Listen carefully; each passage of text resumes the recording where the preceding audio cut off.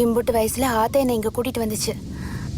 அங்க பாத்தியா அந்த தண்ணி கொட்டுற இடம்? ஆமா. அங்க போகணும்னு ஆத்தா கிட்ட அடம் பிடிச்சேன். அது சரி. ஆத்தா என்ன அடி அடின்னு அடிச்சிருச்சு. அடிக்காம கூட்டிட்டு போறியா?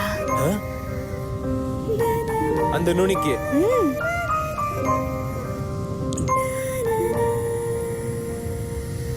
போலாமே. நிஜமா?